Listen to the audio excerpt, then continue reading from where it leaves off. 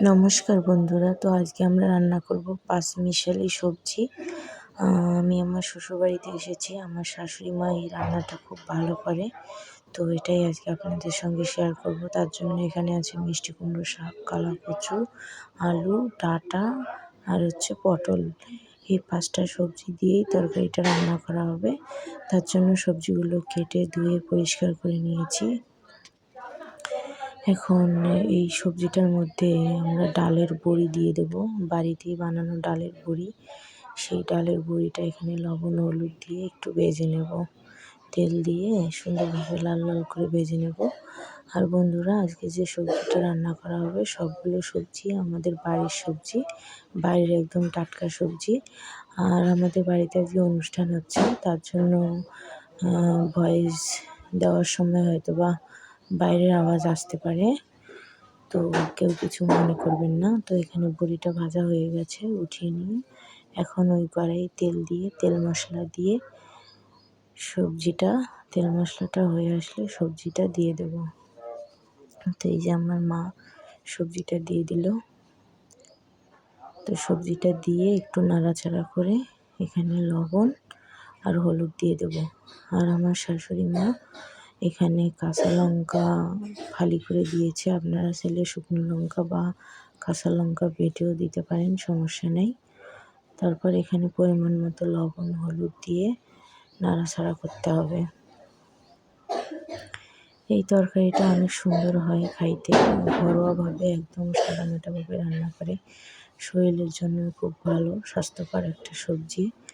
তো এই যে মা এখানে মরিচ ফালি দিয়ে দিল, দিয়ে লবণটা দেওয়ার কারণে সবজিটা থেকে জল বেরিয়ে এসেছে।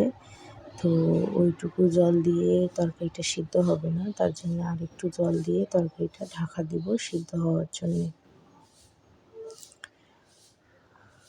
তো এই যে মা আর একটু জল দিয়ে দিল,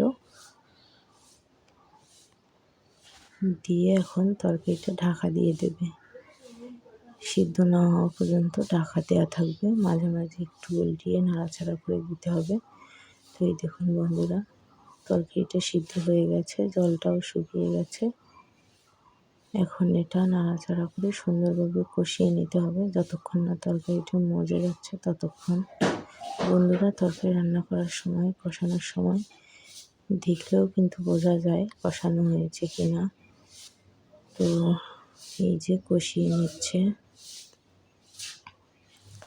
তো এখানে আর একটু তেল দিয়ে দিল, দিয়ে আবারও ভালোভাবে নাড়াচাড়া করে কষিয়ে নেবে। আপনারা চাইলে এই অবস্থাতেও নামাই নিতে পারেন।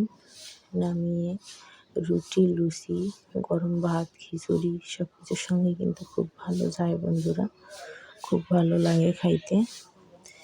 আর এখানে হচ্ছে আমাদের ঘরে বানানো একটা মশলা, শেষে শুধু দেবে, আর কোনো মশলাই দেবে না। আর সেখানে জিরা, গরম মশলা, লং, ধনে গুঁড়ো সব একসঙ্গে করা আছে। তো দেখুন বন্ধুরা, তরকারিটা দেখতে কি সুন্দর লাগছে। আপনারা চাইলে এই অবস্থাতেও নামিয়ে খাইতে পারেন, রুটি, লুচি, খিচুড়ি, গরম ভাত সব কিছুর সঙ্গে। তো আমরা একটু এটা রস রস করে নামাবো, খাবো, তার জন্য একটু জল দিয়ে দিলাম, ঝোলের জন্য জল দিয়ে দিলাম। এখন ভেজে রাখা বড়িগুলো দিয়ে দেবো। আর আপনারা যদি শুকনো করে নামাইতে চান তাহলে বড়িগুলো জল দেওয়ার আগে দিয়ে আর একটু নাড়াচাড়া করে নামিয়ে নিলেই হয়ে যাবে ভাজা মশলাটা দিয়ে। তো এখন আমাদের ঘরে বানানো ভাজা মশলাটা মা দিয়ে দিল, দিয়ে ভালোভাবে নাড়াচাড়া করে তরকারিটা ফুটে আসলেই নামিয়ে নেবে। তো বন্ধুরা, আজকে আমাদের বাড়িতে অনুষ্ঠান হচ্ছে, তো আরও সুন্দর সুন্দর ভিডিও আসতে চলেছে, অপেক্ষায় থাকবেন। তো এই দেখুন তরকারিটা দেখতে কি সুন্দর লাগতেছে। আর এটা আমরা ভিডিওটা ভালো লাগলে অবশ্যই চ্যানেলটা সাবস্ক্রাইব করবেন। ধন্যবাদ।